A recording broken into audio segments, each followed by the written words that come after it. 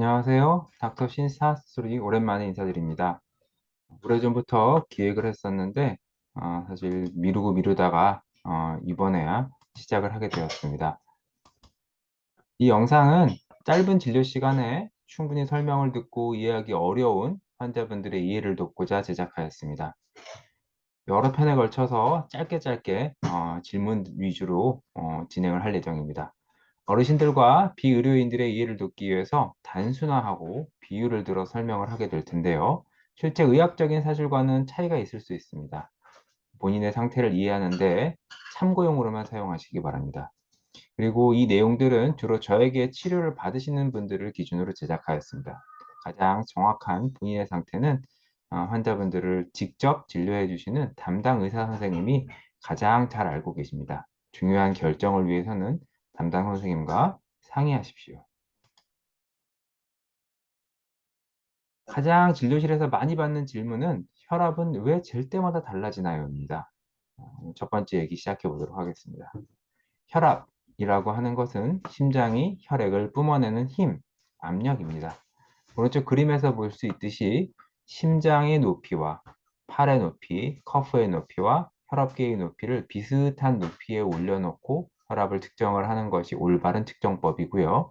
이렇게 측정을 했을 때 정상인은 120에 80mm 머큐리 미만 또는 이하로 나오는 것이 정상입니다.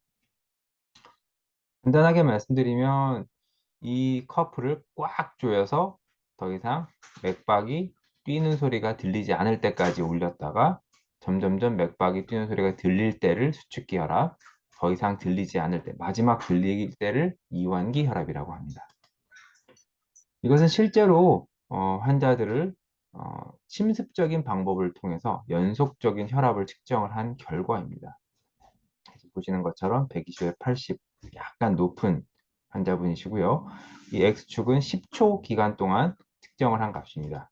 이것을 기계가 자동으로 리딩한 그 정점의 값들, 수축기 값, 가장 낮은 값, 최저값, 이완기 혈압 이렇게 두 개를 갖다 보게 되면은 불과 10초 동안에도 가장 낮은 141과 가장 높은 150, 10mm 머큐리가 차이가 나고요.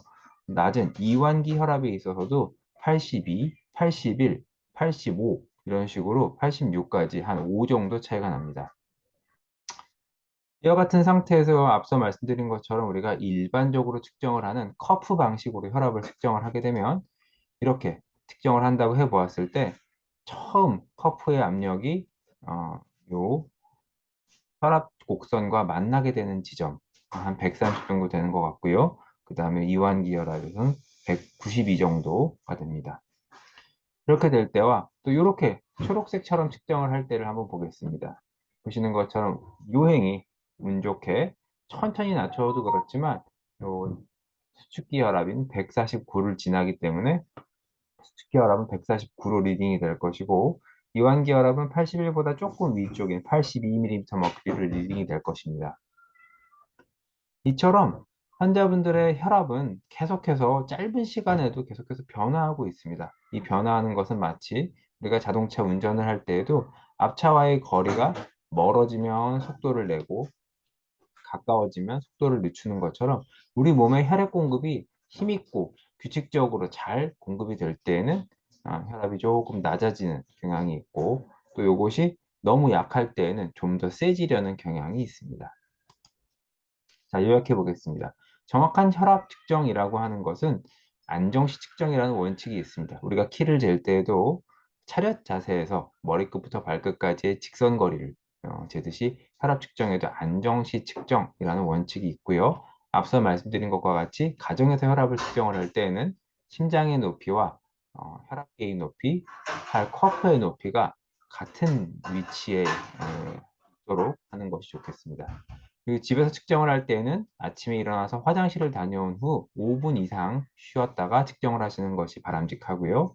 병원에서 측정을 할 때는 병원에 도착해서 접수를 마치고 좀 대기하는 시간 한 20에서 30분 정도를 기다리면서 안정을 취한 후에 측정을 하시는 것이 좋습니다.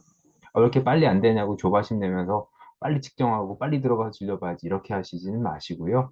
한 20에서 30분 정도 편안한 마음으로 접수해 놓고 앞 사람이 진료하고 하는 사이에 2, 30분 정도가 흐르는 동안을 안정을 취하신 후에 혈압을 측정을 하시는 것이 좋겠습니다.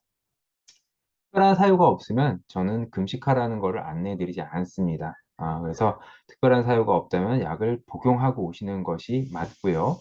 그 이유는 환자분들이 약을 복용한 상태가 잘 조절이 되는지를 알아야 그날의 진료를 통해서 같은 약을 계속 복용을 하는 것이 적절할지 아니면 약제의 조정이 필요한지를 판단하기 때문입니다. 반드시 약을 드시고 오십시오. 특별한 이유가 없으면. 그리고 측정 오차가 있기 때문에 "아이고 왜 이렇게 높지? 집에선 안 이랬는데?" 이러면서 연이어서 계속해서 측정 버튼을 누르게 되면 오히려 불안한 마음으로 여러 가지 영향을 받기 때문에 정확한 평가가 안 될 수 있습니다. 한 5 에서 10 정도는 측정한 값이 다르더라도 이상한 것이 아니고요.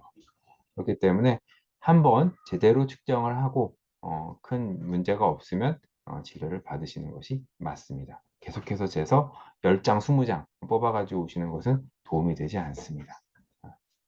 경청해 주셔서 감사합니다.